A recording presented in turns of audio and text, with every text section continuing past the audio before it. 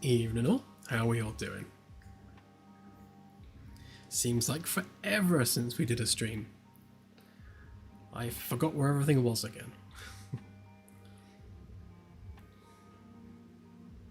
Hello, hello. Nice to see the usual suspects turning up. So the plan for tonight is we're going to do a competition draw, and I'll show you the work I've been doing on the Galaxy afterwards. I've got a little bit of a list of things I wanted to demonstrate, so we'll go through those. But before we do that, let's do the competition draw. So tonight we are giving away 3 dev keys and 4 captain ranks, so that's very much thanks to Fresters, Annie and T-Shane. Very much appreciated to you guys. And I'll do the captain ranks first, and then we'll do the dev keys afterwards. So if Claire is prepared, then I shall go ahead and draw the first number.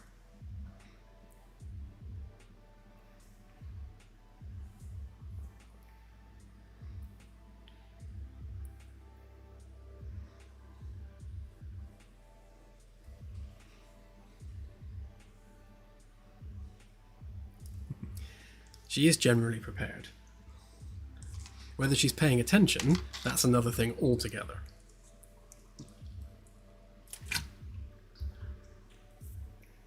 Nearly choked then, that would have been a great start to the stream. Right, so the first captain rank goes to 3520. Nope. Not 38,000. And that is Rev Techno Hubby. Congratulations, you are now a captain.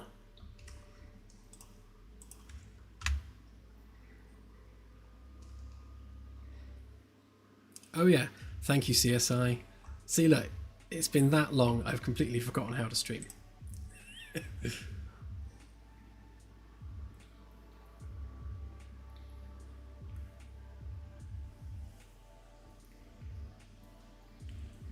We're getting there, we're getting there.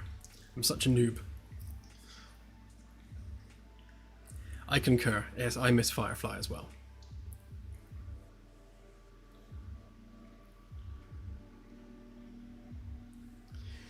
Okay, next one goes to 3522. Well, that's close.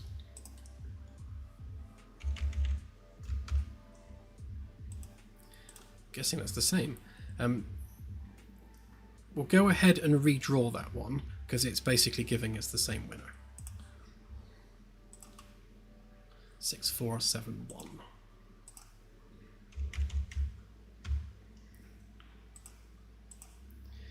This time, Halions. Congratulations. Have a captain rank.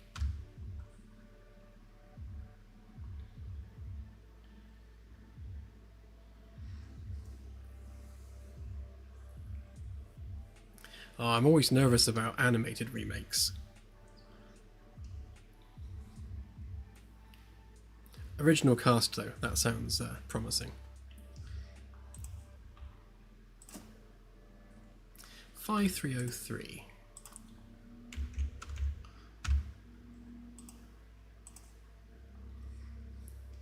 How am I supposed to pronounce that? Congratulations, you are now a captain.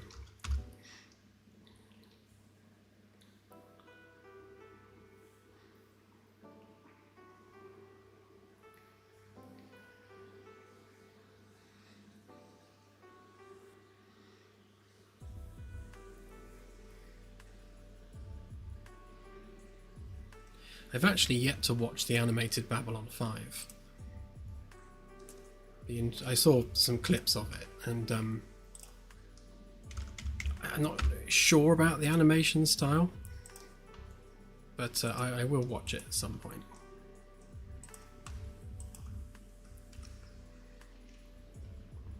Wow, you are making me pronounce some difficult names. Bjongjornia. Bjongjorno. Oh, Bongiorno. Ah, right, okay, I get it now.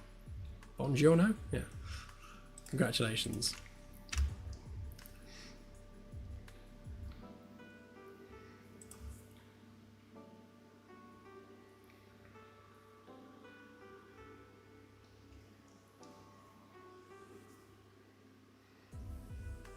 Okay, so dev build keys now.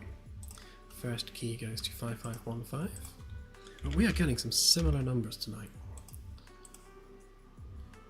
Osmogon, congratulations.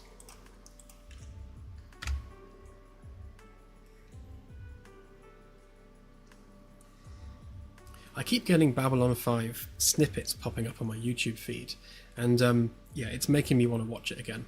I've only just finished watching Stargate all the way through, so yeah, I might move on to Babylon 5 next.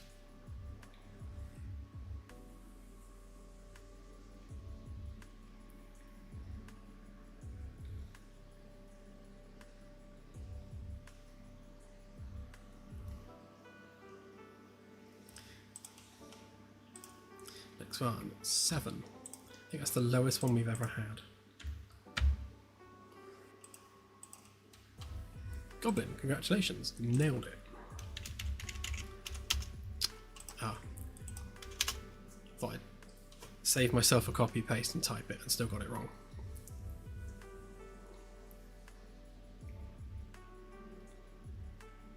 Hey Melissa, all good, thank you.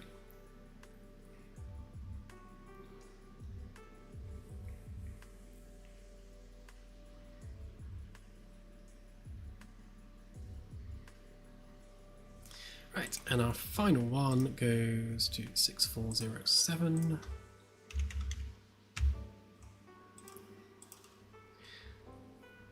And wow, look at that, another duplicate winner. What are the chances of that happening twice in one night? 810.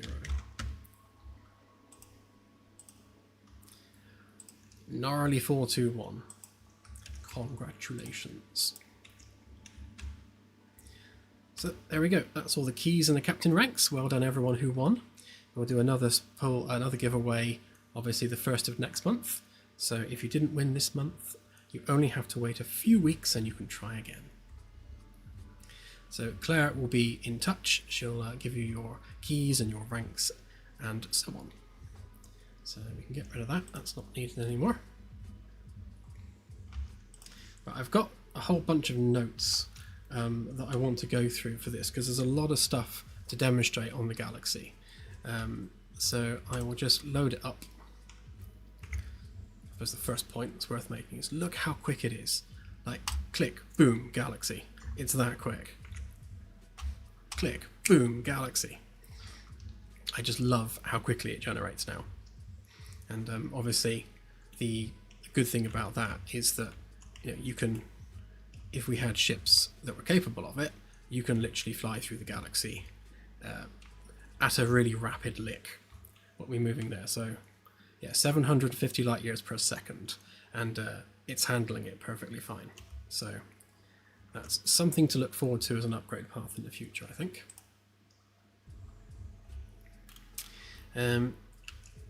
So as you are aware, most likely, we have had to kind of rebuild the Galaxy Gen side of things because we had this really awful circular dependency problem with game state, which was causing everything to corrupt. That's now been fixed, all of that's solved, which is great. And there were two things specifically that were causing circular dependencies. So basically we've got game state doing a hard cast to a particular class, which was a widget in this case, and that same widget was also doing a hard cast back to game state for some other information. So you've got these two classes both doing hard references to one another, which is creating this circular dependence. And this was happening in two separate locations. So what's happening is you get this race condition when the engine's loading, and the only reason the engine was actually successfully loading is because we had some Galaxy Gen stuff which just happened to be kicking in and delaying one of those two casts, and it was allowing the engine to load. So of course, as soon as we took away that Galaxy Gen, it was no longer delaying the load, so the casts were firing instantly, and then we were getting into the race condition, which was causing the exception, which was causing the engine crash. But all that's now fixed. So yay, we know what caused it, we know not how to cause it again, and it's all fixed now. But the upshot of that is that we basically removed all the Galaxy Gen stuff off of GameState, and it's now its own standalone system called Genesis. And Genesis allows us to really go deep on the data and the accuracy and the speed of the Galaxy Gen. I really wanted something that was good as a standalone system, and again, once it's all polished, I intend to put this on Fab so that other developers can buy it and use it in their own projects. The Fab version of Genesis, or in fact the actual version of Genesis, only focuses on the real galaxy, the real science, and the real planetary conditions, and if it generates life and that sort of thing. So all the real astrophysics and math. All of our game-specific stuff, and if other developers use this, their game-specific stuff is bolted on top. So all of our FTL civilizations, our political states, and all that stuff is a whole separate layer running on top of the underlying astrophysically correct galaxy. So Genesis is the real galaxy, everything else is separate. But what I wanted to demonstrate tonight was how far we've taken this now with the accuracy side of things. Right, I'm just going to refer to my notes so that I don't get lost. Right, so yeah, so the most important thing is none of it is predefined anymore. Before, we were predefining planet types and then generating everything around those predefined types. So we define a class of star, we then define the types of planet around that star, and we'd run the calculations. It was still real astrophysics, but it was already with the assumption that it's that type of planet already. The new system doesn't do that. It does it all completely through first principles. So we take our molecular cloud, we collapse that down to a star, and that gives us our circumstellar disk. We then seed that circumstellar disk with planetesimals, and we perform pebble accretion, gas accretion, and the star system you end up with and the planets that you end up with are a function of the math and the physics and the science. Nothing has been predefined, and that's kind of like the important difference between this system and the old one, is that everything is essentially real in the sense that nothing has been, there are no like constants predefining things other than things like the gravitational constant and other science principles, but we're not defining anything. It's all evolving rather than being defined. If we slow the camera down a bit, from a rendering perspective, all these stars are the same distance away from the camera. Before, we were generating like a point cloud, and it's now just basically a thin sphere of stars around the camera. That when you move the camera, you can see the full parallax of the galaxy. Let's make that bigger actually, so you can see it more. So the full parallax of the galaxy is there, except it's all being rendered on a sphere, so that we don't have issues like we had in the past, where we had to scale really distant stars by extreme values in order for it to render the same size on screen. So all of these points are the same distance from the camera, which means they're all the same scale. And again, it helps with rendering, it helps with performance, and it means we're not kind of overcomplicating the solution. And if we fly up to a star, let's get the camera speed right, you'll notice that in the game right now, in the current dev build, as you approach a star, it wobbles like that. And the reason it's wobbling around before it becomes the actual star system is because all of the stars in the sky are attached to this singular anchor point that we are rotating and moving around. So you've got something like 3,000 points all attached to a same single point, like a single root component. And because of that, the offsets are astronomical in the true sense, and that was causing floating point issues. So as it's getting closer and closer to the camera, those little floating point issues are becoming more obvious and more pronounced, so you can see it wiggling around. But now, if I zoom in and out of this star system, you can see that there's a bit of pop-in because of different scaling on the point, but it's no longer wobbling around. So we've completely fixed the floating point errors, which is good. And again, as I'm zooming in and out, you can see that every time the data comes up on screen, that's how long it takes to generate a star system. In fact, it generates about 20,000. So on the test run I did, 20,000 star systems generated in 9 seconds, which is pretty rapid. But yeah, for gameplay purposes, star systems generate instantly. You might also noticed that this one is a binary star. So we've also got multi-star systems in as well. At the moment, planets only generate around one of the stars, so I haven't actually added stars to the second star. So I haven't added planets to the second star or any other stars yet. So it only adds planets around the first star, but we do have multiple stars within this system, and both of them are also casting light, which is why we've got that error message on screen. If we kind of drill down a bit, the little points you see representing planets at a distance, they are using the light from the star to light up, but right now they are separate objects rather than being rendered on a sphere.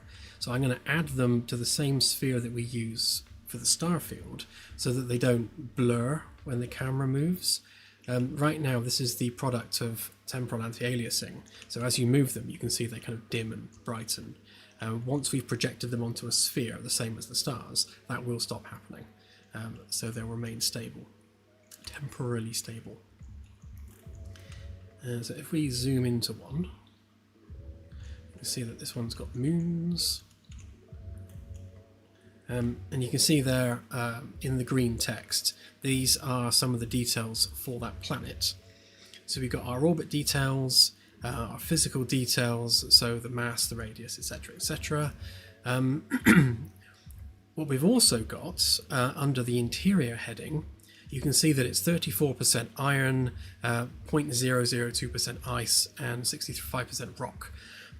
So we are now properly handling the chemical distribution of what actually constructs the planet. And you can see also under the interior, we've got the core radius, the mantle radius, and the crust radius, so that we can actually draw 3D diagrams of that planet. So we can actually show the layers with a cutaway to actually show that, which is great. You can see that we've got under the thermals, we've got the equilibrium temperature. We've actually got greenhouse gas addition to the temperature, which actually does work, and it does actually have an effect. And obviously the surface temperature, which is the sum of equilibrium plus greenhouse. There is no greenhouse on this particular planet, so that's just the same surface temperature. And also our albedo, which is now properly derived rather than manually specified. So again, on the old system, we were manually specifying albedos based on whether it was rocky or whether it was a gas giant. So the albedo was kind of an approximate rather than an exact value, but they're now exact calculations. You can see there's no atmosphere and there's no liquid on the surface, so that's a boring rock, essentially. See if I can find one that isn't a boring rock. What do we have here? No air, no liquid, no ice. Okay, another boring rock. To be honest, this is an A-class system. Let's pick a different one. And you can see how quickly we can just zoom out and just pick another star.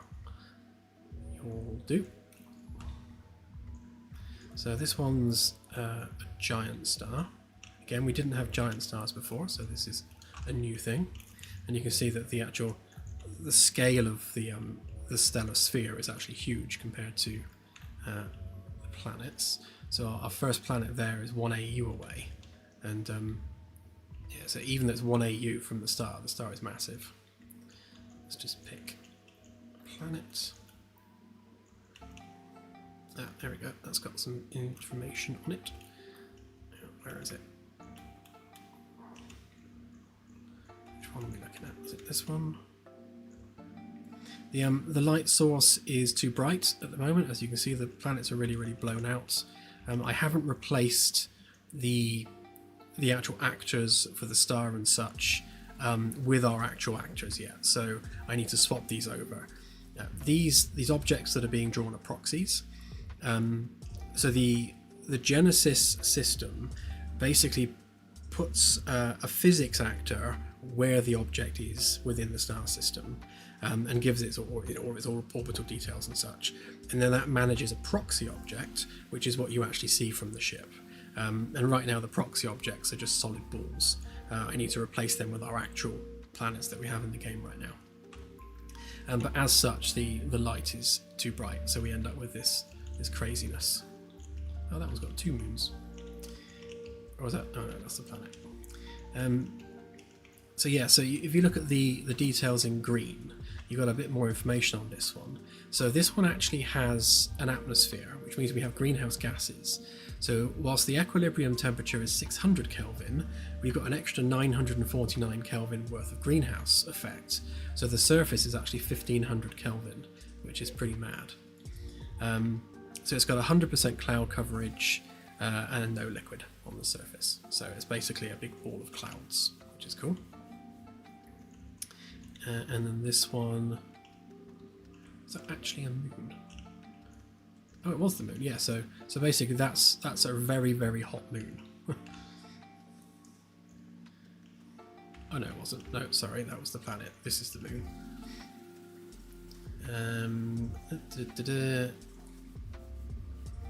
Yeah. So this one's just a solid moon, basically. Airless, no liquid, no ice.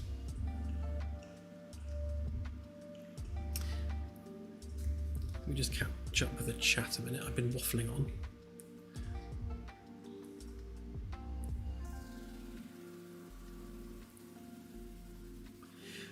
Yes, Kaji and Firstus, definitely. I can't overstate just how much more detail has gone into this galaxy system. I mean, it's orders of magnitude more detailed than the previous one. It's actually crazy how much more stuff's in it.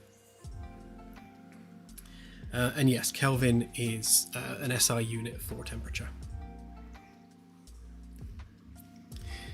We're using SI units across the board for everything, just to keep it all consistent. Let's see if we can find something a little bit more interesting, because, in fact, actually, let's just go back to my notes a minute, because I'm probably skipping stuff. Yeah, so first principles for everything. There are no predefined planet types or anything like that. The type of planet is derived from the math and the conditions of the planet. So we build the planet, we run all the processes on the planet, and then we decide what type of planet it is. We don't decide first. One code path for everything. So basically, like Venus, Earth, Mars, the moons and everything, they are all running the same code. So the same processes, the same formation code. So again, there's no distinguishing line between types of planets. They become what they are because of the evolution of the protoplanetary disk. White dwarf systems, black holes, neutron stars, those types of systems, which are stellar remnants, they first of all, they generate their progenitor star first. So where the system has decided there's going to be a neutron star in this spot, rather than putting a neutron star there and giving it planets, what it does is it works backwards through time to what was there before it was a neutron star. It then collapses that star and then works out, okay, so what effect would this have had on that particular star system? So we build the star system the same way as we do any others, and then basically we wreck it with our collapsing star. So first of all, it has to go through the giant stage, and obviously that engulfs all the inner planets. So when we remove those planets from the equation, it creates gravitational instability, so planets can be ejected through that process, and planets can be knocked out of their orbit. So it actually goes through the full life cycle of a neutron star or a white dwarf, so that you can, when you go to a white dwarf system, the planets that are left genuinely survived the collapse into a white dwarf. So they were there before as a progenitor system, and they remain there after because they happened to survive it. So that's all done and nice. You'll notice that on this particular star system, it's got quite a packed inner orbit, and it also goes through orbital instability based on eccentricity. So in order for the inner system to be densely populated with planets, those planets needed to have had quite a circular orbit with a very low eccentricity. Otherwise, they would have disturbed one another, merged, or been ejected. So you know that if you find a system that is very sparse within its inner region, you can derive from that during its formation there must have been a lot of highly eccentric orbits which either merged or were rejected. So again, it goes through the proper organic structure of building a star system, and it does it remarkably quickly. The math is using loads of different cited science papers. To name just a few, we've got Zhang, Canup Ward, Pu and Wu, Krauss, Cummings, Baines, Petkowski, Seeger, McKay, Arni, Matra, and Lykorka. These are all science papers that we're citing for all the different constants that are used as part of the math. So again, it's all been derived by proper science papers. And the validation pass on these systems is basically using the Sol systems as our litmus test. So we run the formation of the Sol system, placing the planets where they are with the mass that they actually have, and then we go through the math that we would use to form another star system and see whether it produces what's actually here in the Sol system. And we are a couple of percentage points away from being exact, and that includes all the rocky planets and all the major moons as well. So the math that we're using to generate star systems does work for the Sol system and does produce essentially what is here on Sol. Again, within a few percentage points of accuracy, so that's pretty good, which means that when you see a star system out there in the galaxy, it formed accurately, and that exact star system could be out there somewhere if the formation conditions were the same, because obviously the math is accurate and all the astrophysics principles are well founded. What else did I write down? Yeah, protoplanetary disks, we've been through that. Disk mass, we've been through that. Metallicity is another one. So obviously the galaxy itself has a metallicity gradient across the width of the galaxy, and that metallicity gradient drives the protoplanetary disk. So new systems that are within the thin disk region have a lot more metallicity than those without, and obviously that drives the types of planets that are formed and what you find on those planets. Gas accretion is using a paper by Kelvin and Helmholtz, and it takes essentially around about the 10 masses of Earth before runaway gas accretion occurs. And again, that 10 masses of Earth figure isn't something that's been manually stated, it's something which has been derived from the formation process. So it passes the litmus test that it forms those gas giants. So dynamical instability we've done, resonant capture we've done, stellar multiplicity we've done, all the Keplerian stuff we've done. It's worth mentioning that it also models with the pebble accretion how the gas giants form in the outer system. So Uranus and Neptune are not as big as Jupiter and Saturn because their formation was slower and this disk ran out of mass. So basically the protoplanetary disk evaporated before they had a chance to get any bigger. So that sort of thing is also modelled as part of it as well. Core, mantle and crust, we've done that. So when it comes to ice and rock on planets, the ice and rock fractions are specified where the planet forms. If that planet then migrates away from where it formed, it retains that same ice to rock ratio. So we keep planets as they are when they move throughout the system.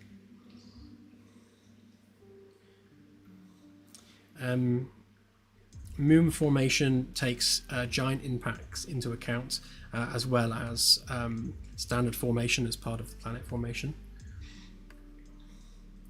Obviously, we're still using Roche limits and all that sort of stuff. It's worth pointing out that moons do have the capability of forming oceans. Again, it's all part of the science. Tidal locking is modelled now. We're doing that, so pretty much on an M-dwarf system, like 99% of anything in the habitable zone is going to be tidally locked.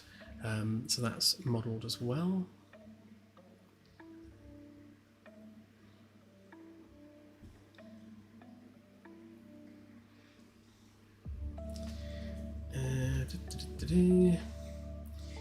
So yeah, when it comes to atmospheres, we're taking volcanicity into account, lava oceans into account, and essentially any tectonic activity on the surface.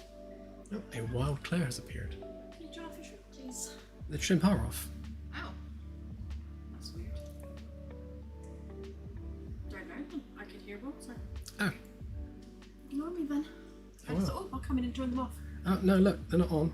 I actually remembered to turn them off before going on stream. Good job. Yeah. Bye. Oh, you're not going to come and say hello? Look, Claire exists. No. Oh, not too low. No, she's really tall. As you can... Bye. Laters. See you. Go back to my desk and hear water. Yeah, it's not water, honest. It must be my fan. Yeah, Claire's real. She does actually exist. It's not just a rumour.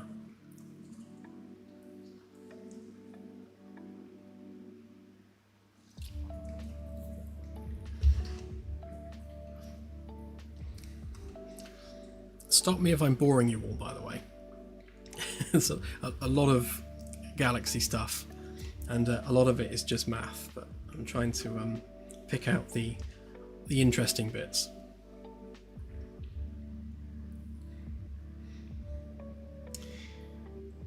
Yes, so we model the cosmic shoreline. That basically defines like whether or not we have atmospheres. We do per species genes escape. We've got the M-dwarf UV enhancement. We've got hydrodynamic water escape as well, so planets can lose water. And a volcanic resupply we've just been through. And then we do the photochemistry with things like tholin haze. So a lot of like Archean worlds have very thick tholin haze, and that tholin haze is basically the precursor to life. You take the tholins, you take a fluid source, you take some energy like lightning strikes, and that's kind of how abiogenesis occurs. I can never work out, is it abiogenesis or abiogenesis? I can never remember which way around that goes, but yeah. Yes, so I guess the important part about all of that is that life is now modelled. So where a planet generates an ocean, has an atmosphere with weather, and obviously has the right stellar conditions, then given a long enough time frame, it is assumed that life would begin. It starts off as single cellular life. It goes through a photosynthesis stage, it becomes multicellular, and basically explodes from there. Right now it's capped at animals, so it goes single cell, multi-cell, plant life, and animals as a final stage. Obviously we'll have that go all the way up to non-FTL civilizations. Probably we'll add that as an overlay from the Genesis system. I'll have a think on how far I'm going to take that. Stopping it at animals seems pertinent for a tool that we'd be sharing, whereas for the game specifically, we'll probably allow that to run further into developed civilizations, but stop short of FTL, because FTL civilizations require that they exist outside of their star system, and that adds further complications. The need to draw them and their ships before we generate their system. There's like a chicken and egg scenario there. So the FTL civilizations have to come after, but yes, we are generating life in its simple form. Now, it would be lovely to find a planet that has life on it, but as you might imagine, that is a needle in a haystack. But we'll see whether or not we can find one. It'd help if I'd drawn the habitable zone. What do we have here? No liquid.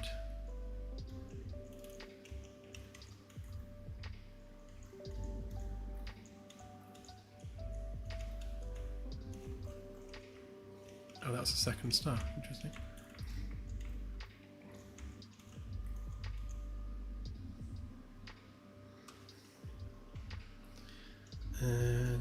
No liquid.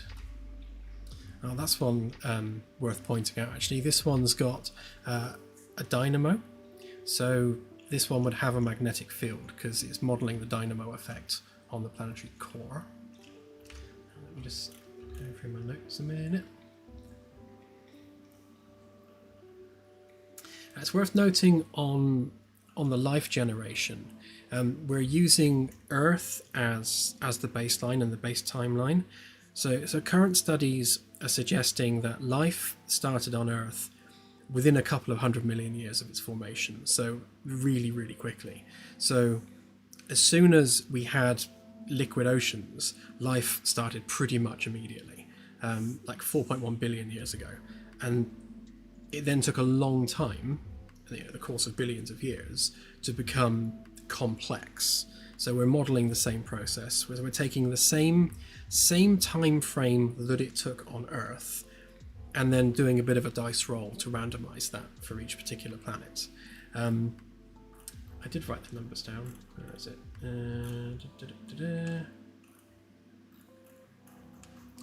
So yeah, out of 20,000 star systems tested, 6,000 of them had some form of life. Now, some of them that's just single-celled organisms, but 6,000 systems out of 20,000 is quite a high occurrence of life. And what I find exciting about that is that that's just based on organic system growth and some pretty strict rules on life starting. So even if we're 1% correct and 99% wrong with the math, it still means life is everywhere in the galaxy, which is kind of fascinating. Caboose, thank you. Very much appreciated. And yes, it's the game we've been waiting for as well.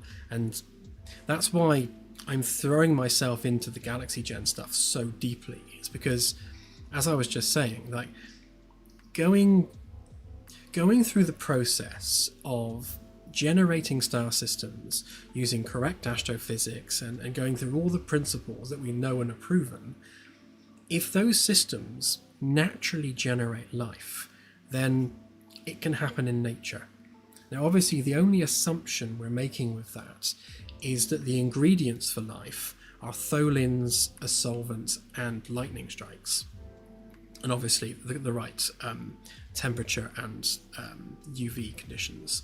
But that's the recipe, that's the ingredients for life. So we've got these organic compounds through tholins, we've got an energy source through the star and lightning strikes, we've got solvent activity through the water, and when you combine all of that, you should end up with primitive single-celled organisms.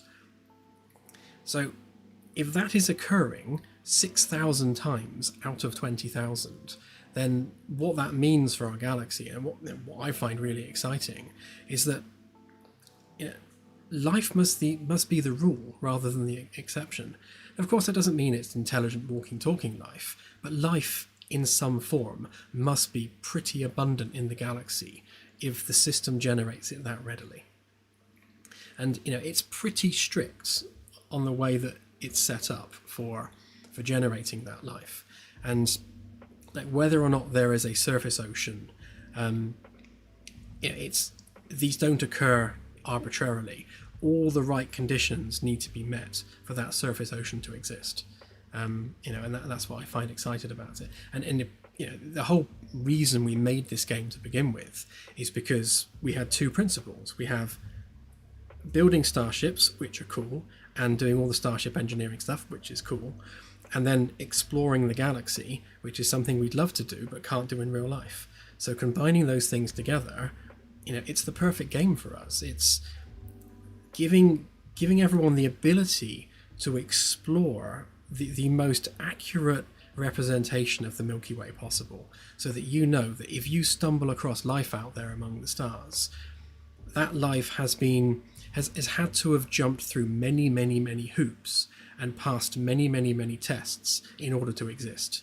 And that's amazing. That's that whole Drake equation thing, isn't it? Which is what I love.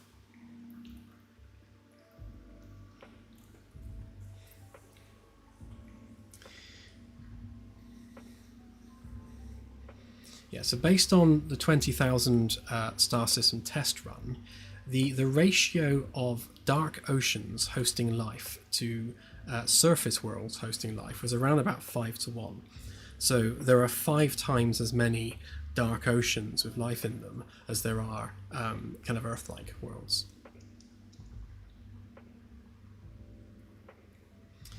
And again, purely through the math and purely through the numbers, G and K class stars seem to be the optimal stars for life.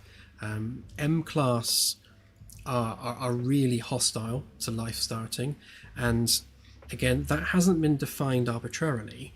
That's just how it works out. When you model the formation of star systems, M class star systems really, really struggle to form life, just because of the way or where the habitable zone is versus tidal locking. And if you don't hit the sweet spot in the twilight zone of a tidally locked planet that isn't being absolutely seared with the radiation from the star, then that's like a 1 in a billion chance of it developing and stabilizing life. But with a G and a K class star, the process is way more common and way easier. And I think it's no coincidence that our star is a G class star, because that does seem to be the sweet spot. And again, that came out naturally through the numbers. That wasn't predefined. Yeah, and another interesting one actually, because I went through a science paper that goes through all the different solvents that can generate life in the galaxy. Obviously, water is the most abundant chemical and is the best solvent for life to work. But hydrochloric acid, pure hydrochloric acid, is a close second. So if you think like the xenomorphs from Aliens, there's actually sound science behind acid for blood being a genuinely viable form of life. The issue with that is that you need like a big volume of hydrochloric acid for life to form in the first place.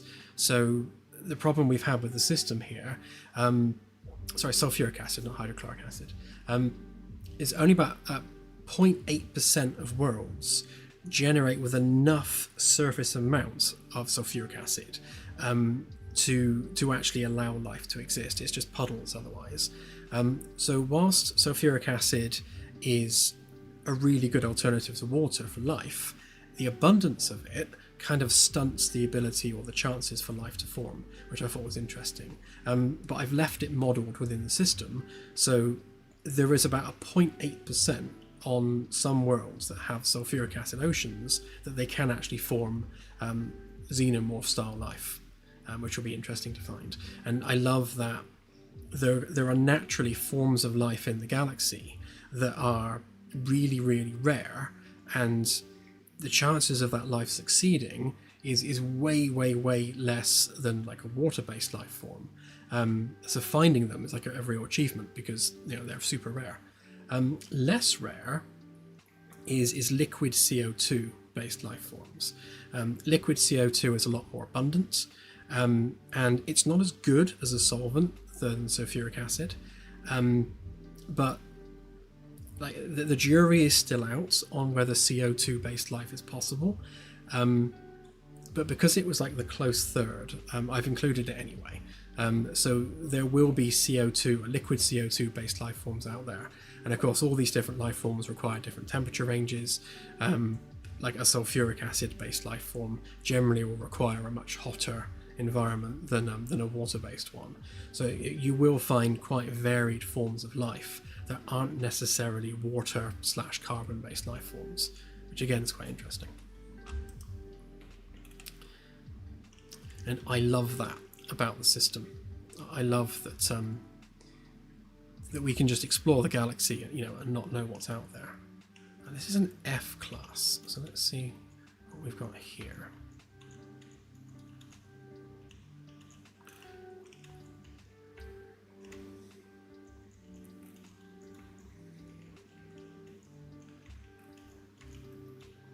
Where's all the planets gone?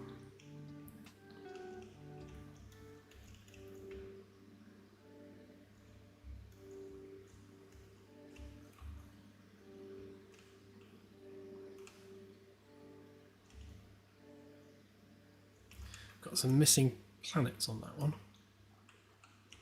Oh wait, no, there they are. Oh, right. Yes, of course, it's a multi-star system, so I was checking the other star, which won't have planets yet.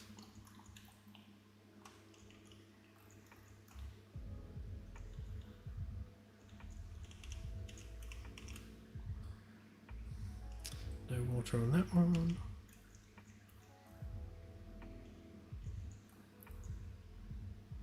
No water on that one.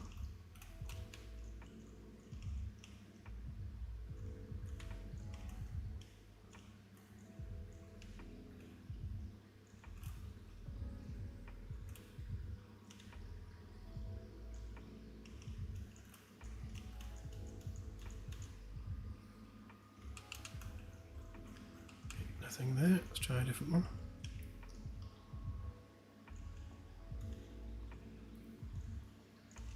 Need to find a G class, really.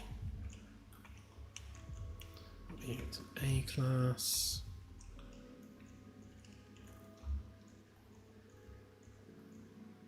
Oh, G class, perfect. And it's a G class binary.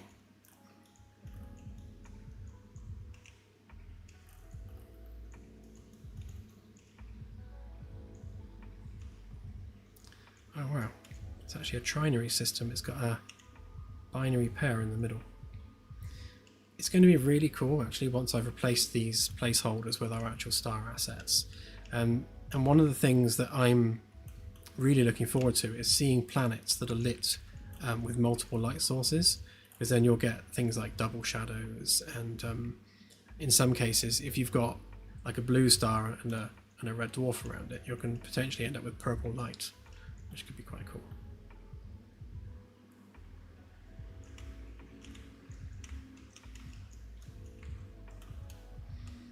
It should give us planet details when we're within the Hill sphere.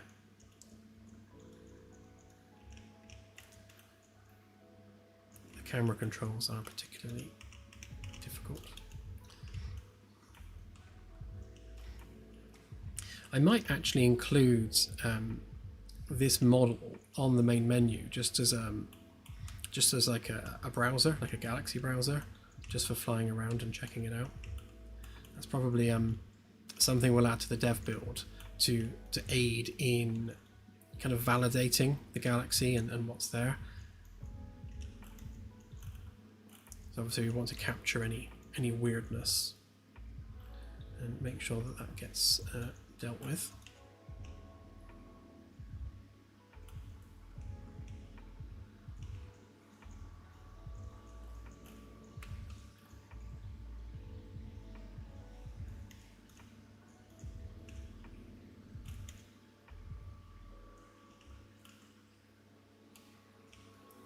Who would have thought life would be so hard to find?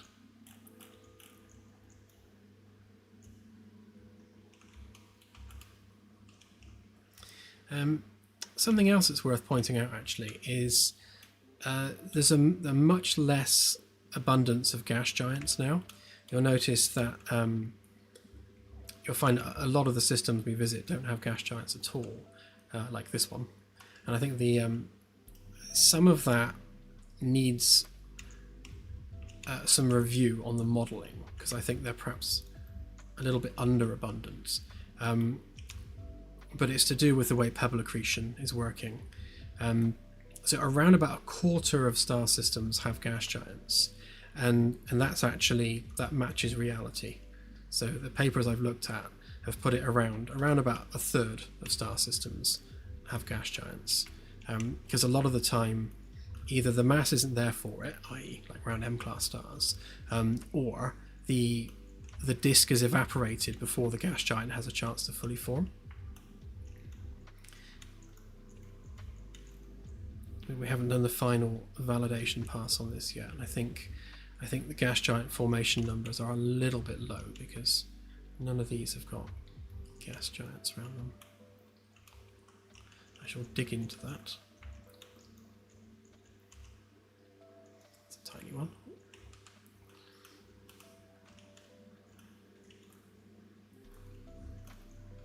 But yeah, actually, I might see if I can package this up as like a little standalone thing, and then I'll stick that on our dev channel on Discord, and you can just like fly around and look at stuff.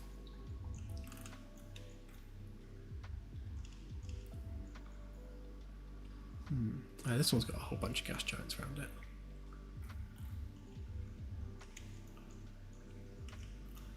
Let's check this one out in a minute. F class, so there's a good chance of life here somewhere.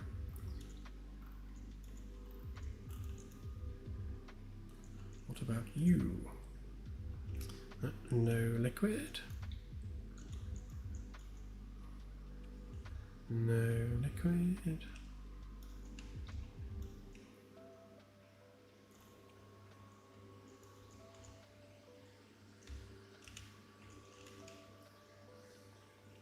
Yeah, we could be here all night doing this. No liquid.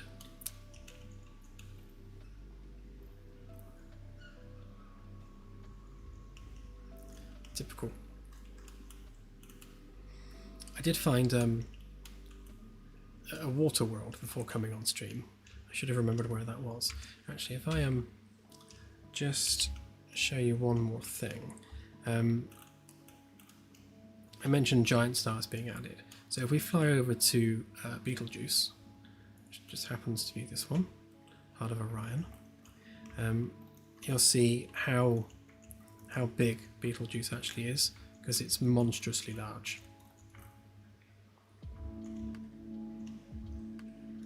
So the closest planet is 8 AU away. So that's this one here. So this planet, that distance there is 8 times the distance between Earth and the Sun, and yet look how massive Betelgeuse is. Like, it's, well, I guess that's almost 8 AU across. It's huge. It's like absolutely crazy big. Again, it's just a placeholder ball right now, but yeah, we'll give it a proper lumpy star mesh so it looks good. But yeah, it's ridiculously huge. It's fascinating as well how the constellation moves. Like, as soon as you like head away from Earth, it just completely tears the constellation up. It's fascinating to see the galaxy like this. Kind of gives you a real appreciation for the scale of these structures. So yeah, that's where we're at. And yeah, so I mean, so the bullet points, which there were many, but the bullet points are, it's instant pretty much everywhere. It's ridiculously fast to render now. We have got atmospheres, we've got atmospheric chemicals, we've got surface water chemicals, surfaces and their chemical structure. We've got core, mantle and crust radiuses. We've got life being generated where life is possible. We've got atmospherics, we've got cloud layers, we've got tholin haze, we've got subsurface oceans on moons. What else? Yeah, and all the other stuff I said. So I still have to add planetary rings and ring formation. I need to port that across from the old system. What else did I need to do? I think that was pretty much it. Yeah, so neutron stars, white dwarf stars, and black holes, they all have progenitor systems. Interestingly, black hole and neutron stars tend to completely wipe their systems out. It's only the white dwarfs that seem to end up with any stars left over, any planets left over, which is interesting. But yeah, that's about it really. So that's what I've been up to. Oh yes, and the nebulas are in there. So they're in there as data points. They are around as red dots somewhere. I think I turned down their view distance, but yeah, they are here as red dots. I suppose that's another point worth making. With the white dwarf systems, the planetary nebula around a white dwarf doesn't last very long. It's like 10 million years tops. So what the system does is it models the formation time, the expansion rate, and the dissipation rates of planetary nebulas. So they only genuinely exist around freshly formed white dwarfs. And those particular white dwarfs will be really, really hot, like 60, 70,000 Kelvin type white dwarfs. So the amount of planetary nebulas will be way less than is in the current dev build. There's way too many in the current dev build, to be fair. They're all over the place. Yes, so the planetary nebulas you find will be genuine ones. We have all the known real-world nebulas already in the data, but we haven't generated actual nebulas for them yet. So there's two jobs to do there. First is just render them using our standard procedural sphere. So it'll just be a big puffy sphere where the nebula is. Over time, we want to actually make them their real shape. So we want the Orion Nebula to actually look like the Orion Nebula. We're going to need probably a third-party volumetric artist to build that for us. Might be able to do it if we can find like point cloud data for it, but I imagine that's just something we'll need an artist for. And things like Barnard's loop and that sort of thing. So we know where they are, we know how big they are, we just need to be able to render them as such. And the same goes for all the dwarf galaxies, the other galaxies around our galaxy, so the local group. We've got all the data for those. It's all in the engine, ready to go. We just need to give it a graphical representation, and then we can render the local group around the Milky Way. Because like my ultimate vision for this is I want to be able to fly to say one of the Magellanic Clouds, and on the way, obviously you look behind you and you see the Milky Way disk, and you can see the Magellanic Cloud in front of you, and then in the distance you just see all the other galaxies. So it really kind of gives you that sense of awe and scale. So that's kind of like the final vision for the galaxy. But yeah, we are very much getting there, and I don't think there's much else we needed to add to the galaxy for early access that hasn't already been done. It's now just a case of creating the visuals for that data that now exists, and adding the other stuff, which is more like game specific stuff like alien derelicts and that sort of thing. But when it comes to the galaxy itself, I'd say we are practically done with it, which is good. And yeah, I'm very excited to get out there and explore it. Thank you, Caboose. Much appreciated. Yes, so I shall leave it there. Otherwise, I shall be waffling along all night. And yeah, I'll see if I can package this up for you guys so that you can you can have a fly around and have a poke around and see what's there.